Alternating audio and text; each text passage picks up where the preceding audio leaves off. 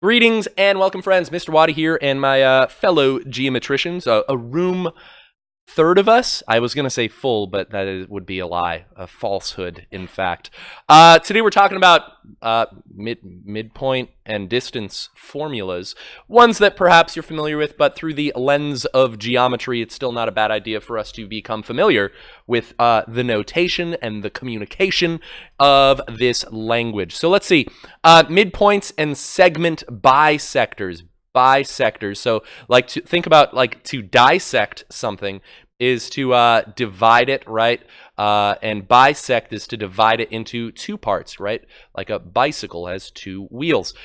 So midpoint and segment bisectors. The midpoint of a segment is the point that divides a segment into two congruent segments. So you can see, two congruent segments, and they even gave it the right? And actually, these definitions are going to be significant. Later on in the course, we're going to be writing our own proofs and discovering our own theorems. And when I say that AM is congruent to MB, the reason I would give in my proof would be definition of midpoint. Okay, so when I learn a definition, it immediately now is added to my toolbox of possible explanations for future claims. All right, so this is going to be helpful in the future in that regard as well. So M is the midpoint of segment AB. So segment AM is congruent to segment MB, and AM is equal to MB, right? If the segments are congruent, then their measures are equal. All right, I'm just going to be practicing that language so we create a culture of communicating about mathematics accurately. Let's see, a segment bisector is a point, ray, line segment, or plane that intersects a segment at its midpoint. Right? Okay, so something that cuts the segment in half. Perfect. A midpoint or segment bisector bisects a segment. Makes sense. Okay. Right, so I could say that CD, the line, is a segment bisector. I could say that the segment MC is a segment bisector. I could say that the ray MC is a segment bisector, right? There's all sorts of segment bisectors that I could say the point M is a segment bisector, right? And so now that we've learned this little skill, this understanding, this concept, we're going to apply it in situations that require arithmetic and sometimes even algebra. In relevant forms such as skateboard designs. Here we go. So example uno. In the skateboard design, V dubs bisects XY at point T. So notice, and right there. Now, based on that fact, let me ask you this. Can I conclude this? You saw what I just labeled? I labeled, can I say VT is congruent to TW? Now, it looks like that's the case. If this is a good design, I would say it probably should be like the case. But all I know is that VW bisects XY, so T is the midpoint of XY. T is not necessarily the midpoint of VW. So I don't actually have enough information to conclude that just yet, right? That can be like frustrating, like what it looks like it. But in geometry, we are very specific in justifying all of our claims. So let's see, VW bisects XY at point T, and XT is 39.9 centimeters. Find XY. So, okay. So X, let's see, I'm going to be super formal, and then you guys will have the liberty to be a little less formal. I know that XT is going to be congruent to TY, right? Reason, def of midpoint. All right. Yeah. Whoa. You caught me there, right? Is that what you're going to say? And because they're congruent, I know that their measures are equal. I know that because XT equals 39.9, by substitution property, therefore TY is equal to 39.9. By segment addition property, I know that XY is equal to xt plus ty. And then by substitution, again, I can plug this in for ty, and I already know that xt is the same thing, so I could plug in 39.9 for xt, and I will end up getting, this is way more work than you guys are going to write tonight, but I figured I might as well show you a little bit of the formality of the argument. 39.9 plus 39.9, and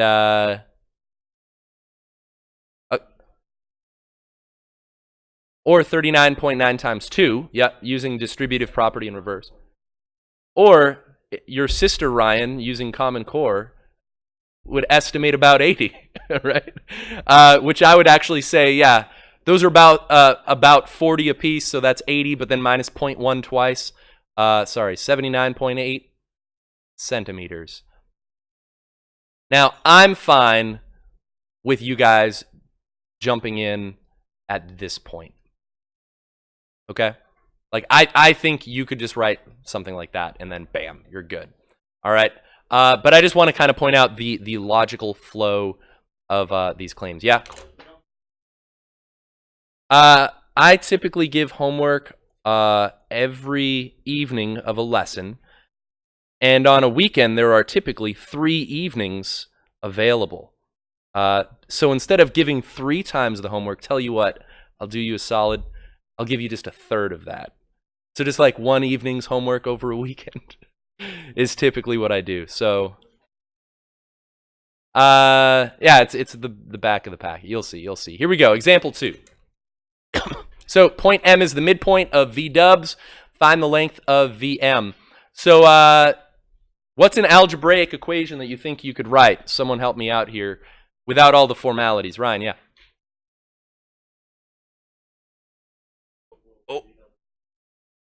Okay, so you said all of that adds up to the whole thing. I agree. That's one thing I could say. That is true. What's a different one? Yeah, 4x minus 1 equals VM, but I could even say that it equals what? 3x plus 3, right? Since these are congruent to each other by def of midpoint, then by definition of congruent, def of Kong, as I'll say, we'll know that their measures are equal. If their measures are equal, I can write this equation. And now I can solve this normally. Thoughts? Question, Liam? Yeah, how would I do that? Or what would you do? Okay, well, I've got variables on both sides. I want to bring them together. Yeah, what are your thoughts, Holden? Okay, I'm going to subtract 3x from both sides, and you guys are expert algebraticians. I think I trust that you know where you're going. I'll let you do a double move like that. You said add 1 to both sides at the same time. So 4x minus 3x is x. I keep my equal signs lined up when I'm doing solving, and x equals 4. Now, this is the classic, bless you by the way, the classic thing, right? On a test, I'll be like, x equals 4, done, in your face, and then I'm like, oh, wait a minute. Yeah, they didn't ask for x, they wanted VM. So let's see, so VM is going to equal 4 times x, and so I can take this value for x and plug that in to that expression using substitution. So VM is going to equal, 4 times 4, 16 minus 1. VM is equal to 15.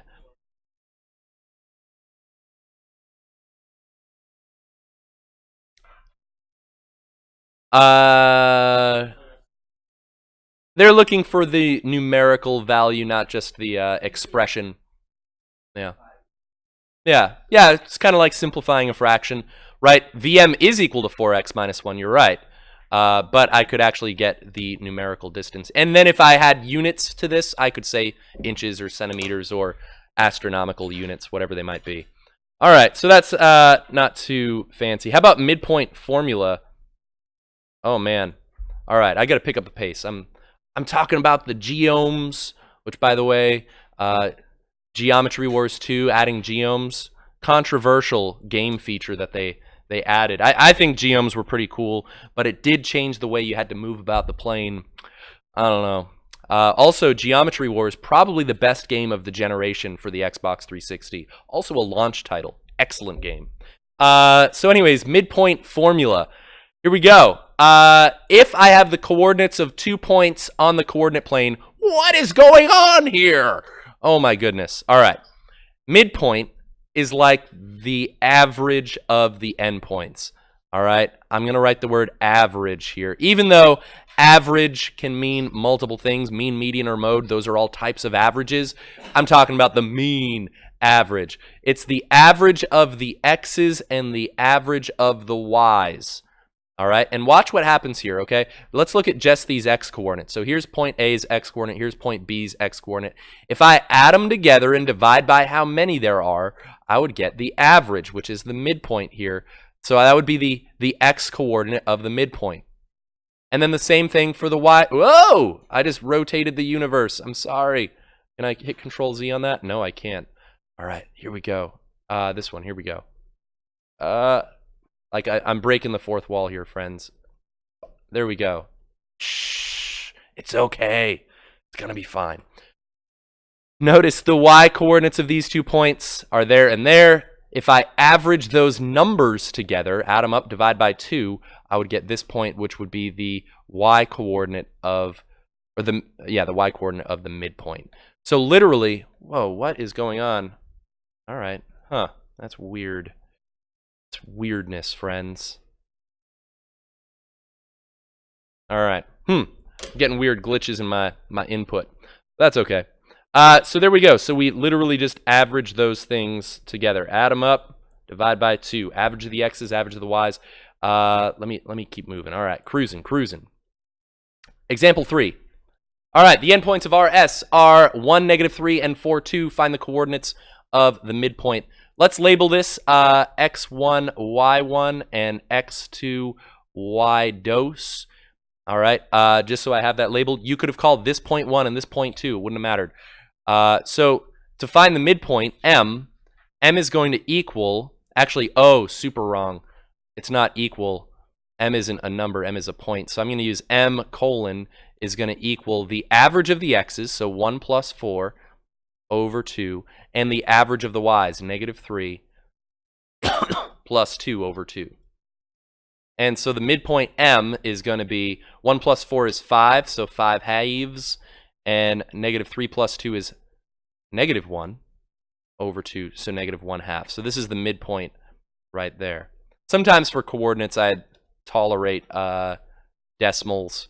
That's 2.5 comma -0.5. Yeah, it's a comma, because this is the midpoint is going to be in an ordered pair, x comma y. It's right, the location of the midpoint. Slightly more interesting or difficult potentially is finding the midpoint, or when I know one endpoint and I know the midpoint, how do I find the other endpoint? Yeah, plug in what you know and solve for what you don't. All right, so midpoint formula. Okay, so the midpoint is 2, 1. So I know that 2 comma 1, man, this is so weird using equals this way. Maybe I'm not. Let me, I'm going to say x sub m is equal to x sub 1 plus x sub 2 over 2. So midpoint x, is that cool? Right, and y sub m. I'm going to break this into 2 equations just because it's a little bit weird to have an equation with parentheses representing an ordered pair in there. All right, so here we go. And I'm going to plug in what I know, solve for what I don't, just like Emmett was saying. So let's see. So here's xm and ym. Here is, I could call this x1. Let's call it x2. Why not? And I'm going to solve for my x1, my y1. So I will plug in 2 is going to equal x1 plus 2 over 2. And over here I'll have 1 is equal to y1, I don't know yet, plus y2 is 4 over 2. All right, plugging in what I know, solving for what I don't. So let's multiply both sides by 2 here. And I'll tell you what, I've got this color out, so I'm going to do the same thing over there. Doing my algebra. Here, 4 is equal to x1 plus 2. Over here, 2 is equal to y1 plus 4. Right, because those 2's cancel out. You guys agree? The inverse of dividing by 2 is multiplying by 2. Right. Subtract 2 from both sides. Over here, I'd subtract 4.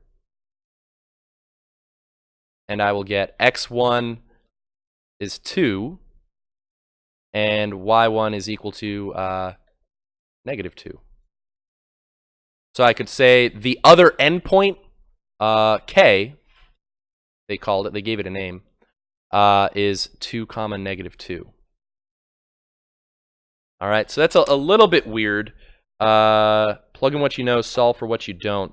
Let me, oh, did I? Oh, I definitely did. Bless you. This should have been a 1. Ha! Thank you for correcting my error. Right?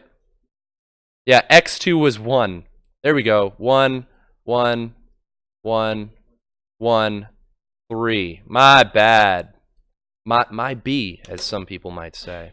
It's true.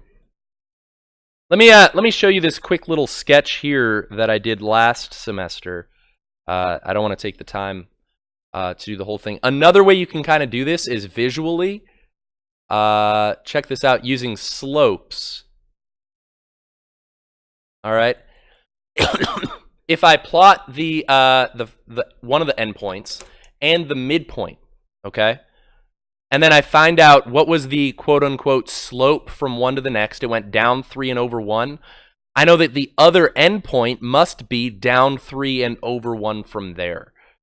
All right, so that's kind of like a visual way to describe that. And notice that actually also would have given me 3, negative 2 when I did my algebra correctly.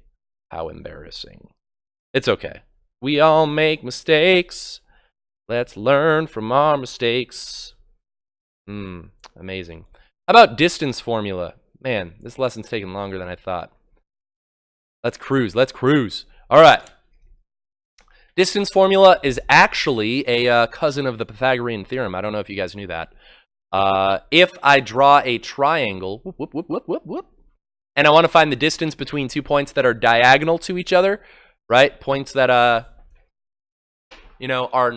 not horizontally or vertically oriented like we did on yesterday's stuff, you could make a little right triangle, all right? The distance of the horizontal would be the absolute value of the difference of these x coordinates, okay, right?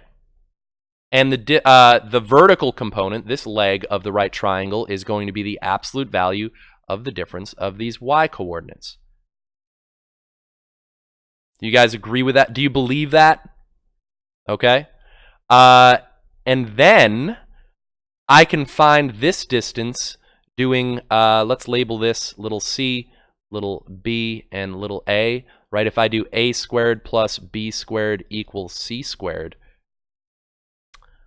I would have this squared plus that squared equals my unknown distance squared. And if I end up square rooting both sides, I do end up getting this formula. Why doesn't this formula have absolute values in it, though?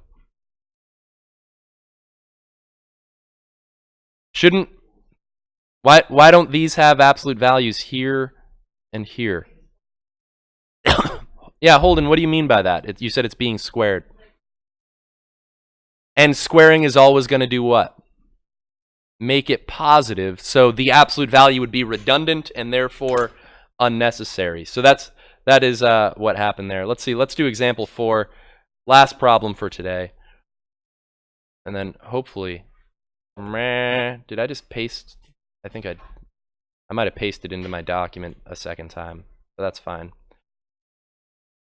All right. Using the distance formula. Ooh. Your school is 4 miles east. Okay. All right. So here's your apartment. If I go 4 miles east, and 1 mile south. Right, this brings me to school. I'll call that S. All right. A recycling center where your class is going on a field trip is 2 miles east. Let's see, I'll make that a different color. I should have used blue already. Man. Right, this is from your apartment as well? Yeah, 2 miles east. And 3 miles north. Right, this will be point R from your apartment. Estimate the distance between the recycling center and your school. So this is the distance they're looking for. Now, because they happen to reference both of these in terms of the apartment, I could consider the apartment to be 0, 0, my origin. The school would be what point? X. 4 comma negative 1. Good call, right? Because the south. And R would be 2 comma 3. Right? So by mapping these onto a coordinate plane, I can now use the distance formula. D is going to equal the square root. You should eventually have this memorized, by the way. Here's my x1, y1. Here's x2, y2. Of x2 minus x1 squared plus y2 minus y1 squared. And so I will have, don't, by the way, try to cancel out the square root with those squares. Super illegal, because you would be distributing a square root over addition. So we'll work from the inside here. PEMDAS it, you know? PEMDAZZLE. Let's see. 2 squared is 4.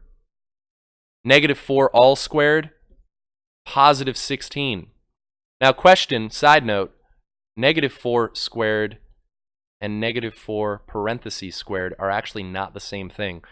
This is 16 because that's the same as negative 4 times negative 4.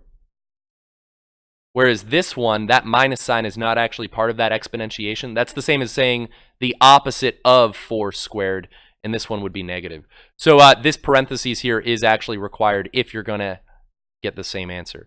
And I get the square root of 20, which decimally is approximate to 4.5 miles. And since this is a word problem, I'm content with a decimal approximation. All right, well, thanks for watching, Internet friends. Have a great day.